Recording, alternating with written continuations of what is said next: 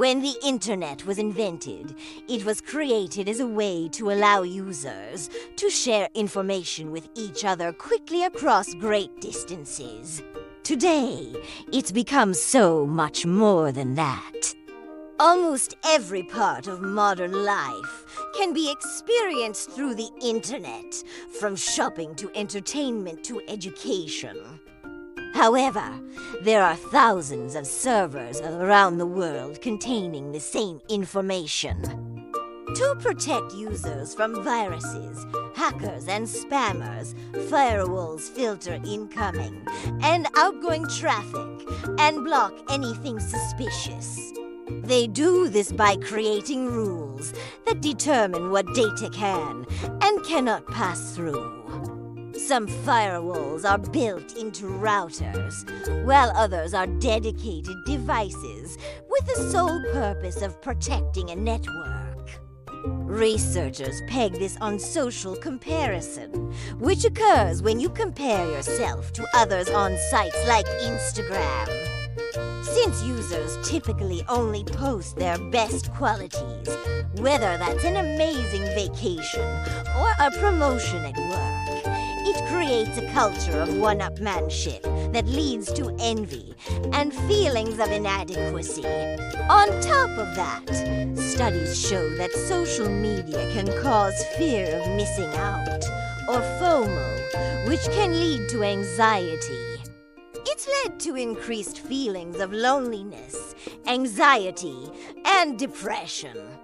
It's created an environment where people feel emboldened to bully others without consequences. And it's given rise to big tech companies that have too much power over our lives. But there are ways we can mitigate these negative effects. It works by sending data packets over cables or wireless signals to servers, which then retrieve the requested information and send it back.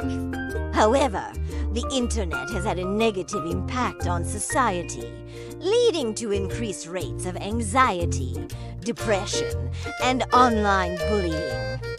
But by working together, we can mitigate these effects and ensure that the internet remains a force for good. In fact, researchers found that young adults were more likely to report symptoms of anxiety and depression after spending more time on social media. E-commerce platforms can also be held accountable for the quality of goods and services sold on their sites. By doing so, we can ensure that the internet remains a force for good in society. Even worse, social media use has been linked to an increase in body image issues and eating disorders. A study published in the International Journal of Environmental Research and Public Health found that Instagram users were more likely to suffer from body image issues if they spent more time on the site. Additionally, many users employ antivirus software to scan their devices for malware. Cyberbullying occurs when people use electronic communication to bully others. And it's becoming increasingly common, especially among young people. In fact, e-commerce sales are projected to exceed $2 trillion in 2022. But while convenient, online shopping has hurt local businesses and raised concerns about privacy. For example, Amazon's dominance in e-commerce has led to the closure of many small businesses. This is because big box retailers can undersell small businesses by leveraging the scale and efficiency of their massive operations. This has led to decreased competition, which has resulted in higher prices and lower quality goods and services for consumers. Furthermore, data collected by companies like Amazon is often used for targeted advertising. This means that when you shop on Amazon, the company collects information about what you buy and who you are, so that they can sell your data to advertisers. This allows advertisers to target you with ads based on your interests, which is not only annoying, but also poses a risk to your privacy. According to a survey conducted by the Pew Research Center, 37% of teens have been bullied online. And 30% of them say it's happened more than once. What's worse, it doesn't always stop when the school day ends.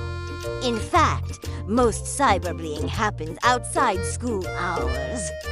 And with anonymity being so widespread on the internet, many bullies feel emboldened to act in ways they wouldn't face to face. However, despite these precautions, cybercrime is on the rise, with hackers stealing over $36 billion in 2021 alone. So how does your request get directed to the right one? That's where domain name servers come in. Apps are simply software programs that perform a specific task like displaying a website or playing music. Take social media, for example. Over 4 billion people use social media platforms like Facebook, Instagram, and TikTok daily. And every time you post something, you're adding to the 700 plus exabytes of data generated every single day. But while the internet has allowed us to stay connected with our friends and family and informed on current events, it's also had a negative impact on society. They connect to servers and use their resources to provide you with a service, whether that's watching YouTube videos or banking online. You may have noticed that some websites take longer to load than others. This is because the distance between you and the server hosting the site's information affects how long it takes to receive it. The further away the server is, the more time it takes for the information to reach you. This is called latency. It measures how long it takes for a small amount of data to travel from one computer to another. Although it's usually too quick for most people to notice, low latency is important for activities requiring real-time responsiveness, like online gaming. As such, players often try to reduce latency by connecting to servers close to them. Domain names are addresses written in a language humans can understand. But servers only understand numbers. So when you enter a domain name into your web browser, a domain name server translates it into an IP address that the server can read. Once the server receives your request, it sends the information back to a second DNS server, which converts the IP address back into a domain name and directs it to your device. All of this happens within milliseconds, meaning you don't have time to think about how cool it is that your request is being routed around the world by dozens of computers before you can start reading the latest. About the royal pig assassination on Wikipedia. But how exactly does all this work? And what is the internet's impact on society? This is What If, and here's how the internet works, and why we can't live without it. So let's start with the basics. What exactly is the internet? In short, it's a global network of computers all linked together by cables and wireless signals. These computers are called servers, and they contain information in the form of websites, apps, and files. When you want to see a website like Wikipedia, for example, you type its address, which is called a domain name, into your web browser. Your computer then sends a request to get the website's information to your internet service provider, or ISP. If you have a Wi-Fi connection, this will likely be your home router. Your ISP then sends a request to find the server that holds the website's information. The ISP sends the request through fiber optic cables, which are thin glass threads that carry data in the form of light pulses. Fiber optics are incredibly fast, allowing most people to download a gigabyte Steam game in just minutes. But only about 14% of the world's population has access to them. For those without fiber optics, cable, DSL, and satellite internet are slower, but still capable of supporting most activities. Once the signal reaches the server, it retrieves the requested information and begins sending it back to you through the same fiber optic cables. Now, because there are so many requests being sent around the world every day, security is a huge concern. But regardless of whether you're downloading a virus or a game, once the information reaches your device, an app you install on it will determine how you interact with the server. Now, while the internet was originally designed as a way to share information, today most of the activity on it isn't nearly so innocent. For example, social media has played a role in increasing the number of people who suffer from anxiety and depression.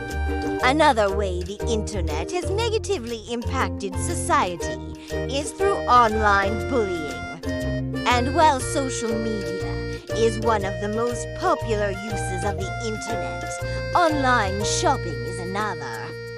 So while the internet has revolutionized the way we live, work, and play, it's also had a negative impact on society. For example, social media companies can take steps to prevent cyberbullying by implementing stricter community guidelines and investing in artificial intelligence to monitor user behavior. In short, the internet is a global network of computers that allows users to share information and services with each other. Now, speaking of forces, what if explain how gravity works? Check it out now, and thanks for watching.